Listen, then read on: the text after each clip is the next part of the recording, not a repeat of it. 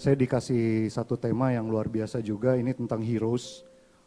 Ini satu tema yang menarik dan kita bisa bilang kalau heroes ini, pahlawan itu sebenarnya ada di sekitar kita semua gitu. Dan tiap orang tuh punya pahlawannya sendiri-sendiri.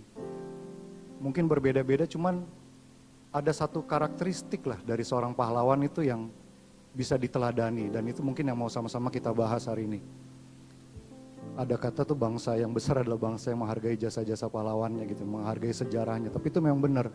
Belakangan ini saya memang baca sejarah dan kita memang bisa ngelihat bahwa kehidupan kita ini hari ini pasti ada sangkut pautnya dari kehidupan kita yang dulu gitu.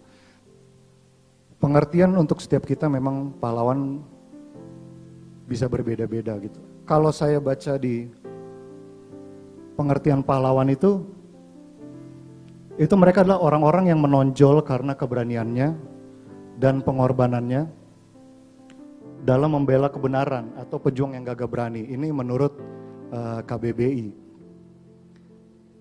Ada beberapa hal yang saya pengen garis bawahi di sini, yaitu pertama, mereka itu berani dan mereka mengorbankan dirinya dalam membela kebenaran gitu. Jadi kalau kita lihat pahlawan itu memang ada beberapa kriteria. Salah satunya itu berani dan dia rela berkorban. Kalau misalnya saya sambil baca-baca di kitab Perjanjian Lama itu, pahlawan itu identik dengan kata-kata gagah perkasa. Jadi tiap kali ngelihat ada kata-kata mengenai kepahlawanan itu pasti orang-orang yang gagah perkasa, dan umumnya itu ada di dunia peperangan gitu, dunia militer. Karena memang di zaman dulu itu pahlawan itu diberikan bagi orang-orang yang memenangkan peperangan. Jadi begitu dia perang, dia berhasil, dia berjasa atas peperangan, kemenangan dalam peperangan itu, makanya dia diberikan gelar pahlawan gitu. Yang saya lihat menjadi pahlawan itu sebenarnya bukan tujuan mereka, tapi akibat dari sebuah tindakan gitu. Jadi nggak ada yang dari awal itu, atau mungkin kita tanya cita-citanya apa sih, saya mau jadi pahlawan kak gitu, kayaknya enggak ya. Karena pahlawan itu akibat sebenarnya, jadi bukan satu tujuan gitu, orang pengen jadi pahlawan, enggak.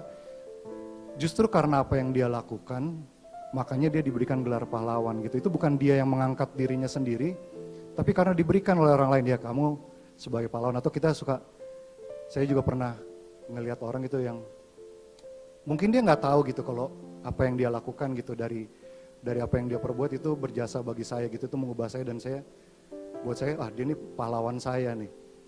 Kalau misalnya kita lihat juga di negara kita ini kan ada pahlawan juga macam-macam ya, pahlawan nasional gitu ya, orang yang diberikan gelar pahlawan nasional itu diberikan.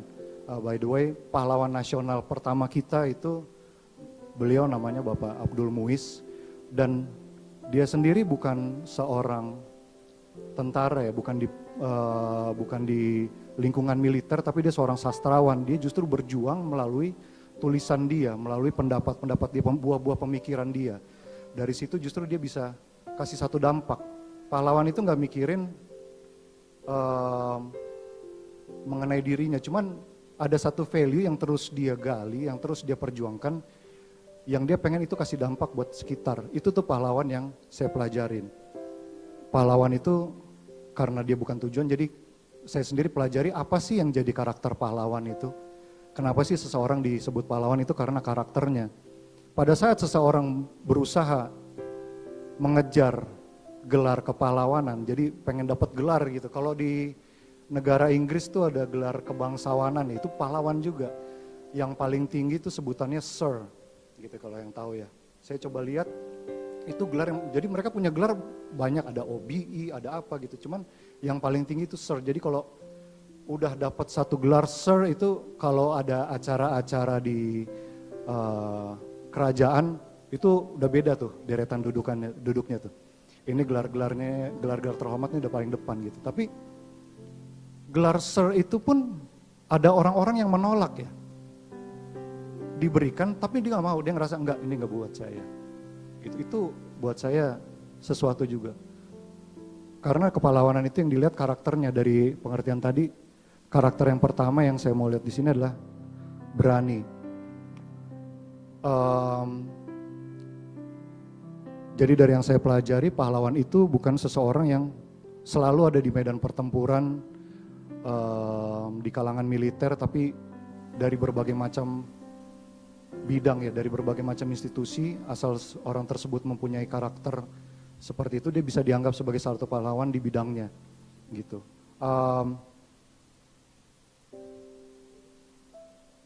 Di Alkitab sendiri banyak sekali kita temukan tokoh pahlawan ya. Jadi Alkitab itu penuh dengan pahlawan-pahlawan rohani.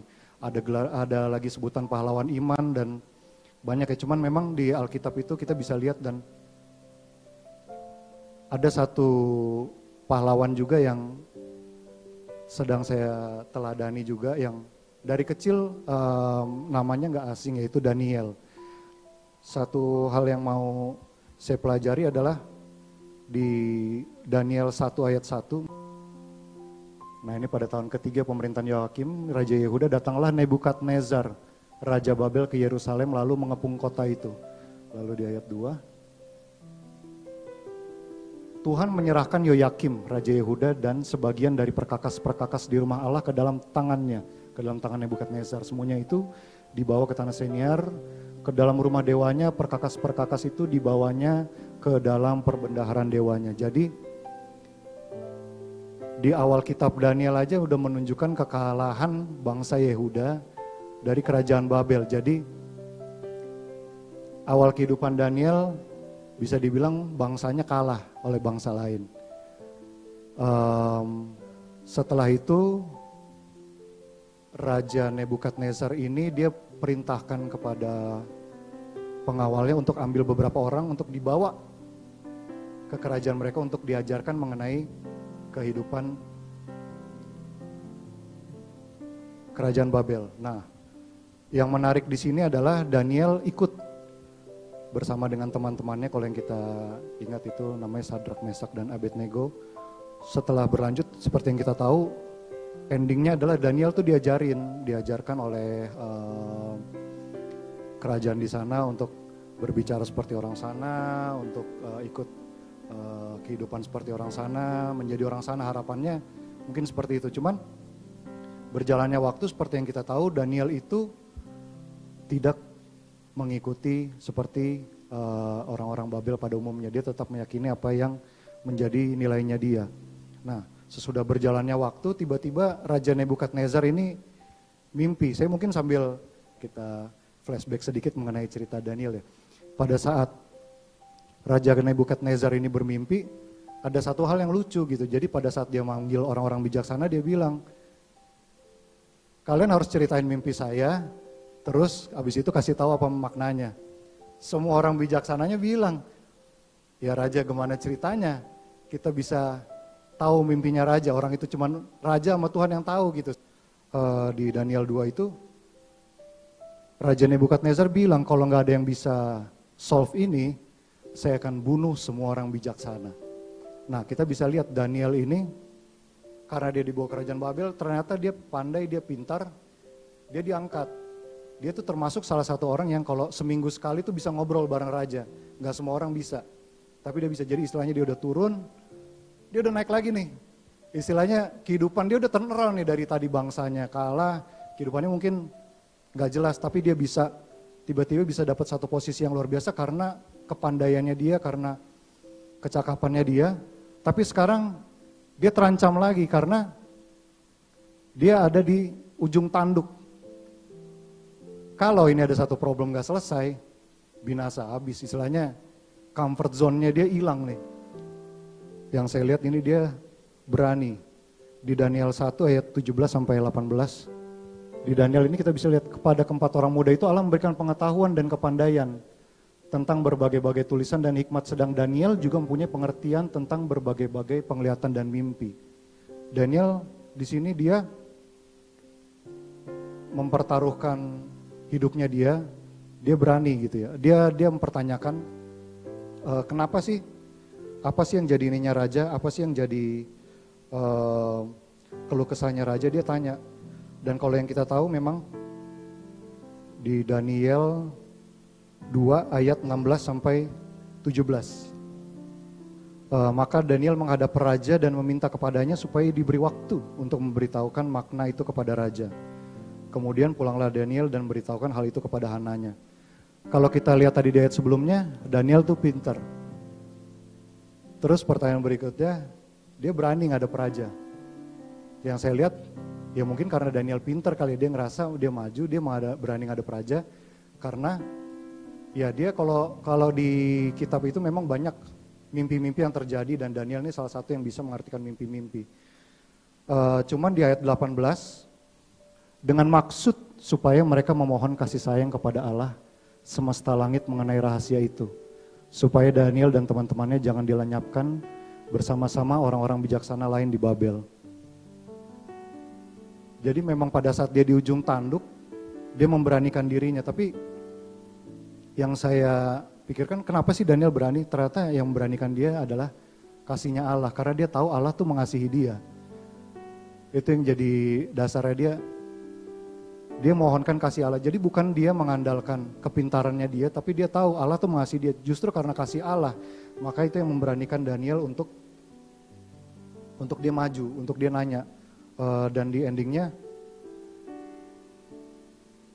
di ayat 20 itu Daniel bilang, terpujilah nama Allah dari selama-lamanya sampai selama-lamanya, sebab daripada dialah hikmat dan kekuatan. Daniel tahu dia gak ngandalin dirinya sendiri, tapi dia ngandalin kekuatan Allah. Ternyata yang saya lihat, kenapa Daniel berani, ternyata bukan kepintaran dia, tapi karena dia tahu Tuhan tuh sayang sama dia. Justru kasih Allah yang buat dia mampu. Gitu. Dan seperti yang kita tahu, cerita berikutnya, dia bisa memberitahukan apa yang jadi mimpinya si raja itu, dan dia bisa mengartikan yang jadi mimpinya raja itu. Jadi, dan kita bisa baca juga di kisah-kisah berikutnya bahwa Raja Nebukadnezar itu memuliakan Allahnya Daniel, jadi memuliakan Tuhan. Karena apa yang sudah dilakukan melalui Daniel. Nah itu keberanian Daniel yang saya lihat. Dan berikutnya dia berkorban. Kenapa orang itu berkorban? Kenapa seorang pahlawan itu berkorban? Karena dia mengasihi. Jadi ada dua hal di sini. Yang pertama keberanian dan pengorbanan ini yang saya lihat dilandasi oleh hal yang sama, yaitu kasih. Kasih Allah itu menjadi landasan bagi Daniel untuk dia berani maju. Di karakter yang ketiga itu saya lihat itu keteguhan dia. Jadi dia punya satu value yang dia tetap pegang gitu. Pada saat dia udah ada di atas, di pemerintahan Babel, jadi dia diberikan satu tanggung jawab yang luar biasa. Kita bisa lihat bahwa dia tetap menyembah Allah. Dan dia pada kejadian-kejadian berikutnya dia tetap doa, minta ampun atas kesalahan bangsanya.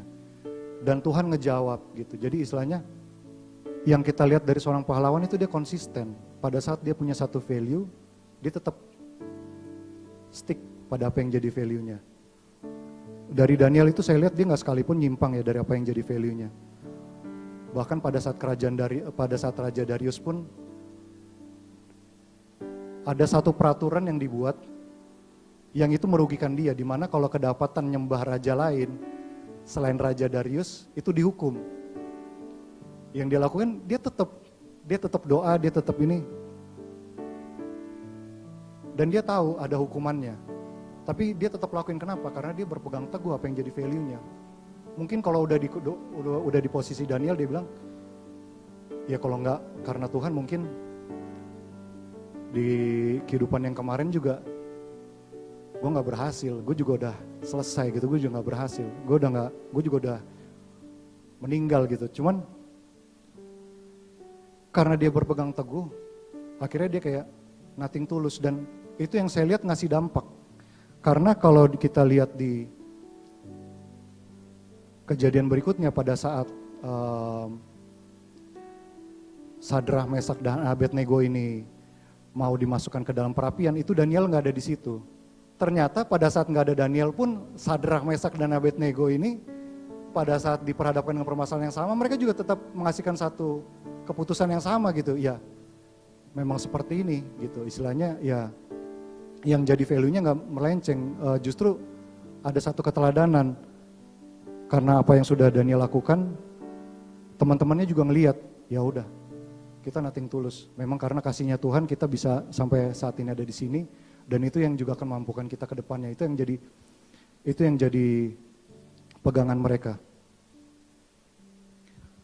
Ternyata yang saya lihat dari Daniel ini, dari awal sampai akhir yang saya pelajari memang keyakinan Daniel itu karena kasihnya Tuhan ya. Kasih Allah membuat Daniel berani untuk terus melangkah dan menjalani panggilan hidupnya. Kalau kita ngomong mengenai keberanian, lawannya itu kan takut ya.